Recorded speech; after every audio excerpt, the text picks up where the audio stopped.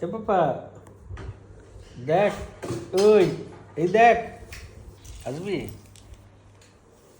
কিরে? এসো দিয়ে এসো ভাই।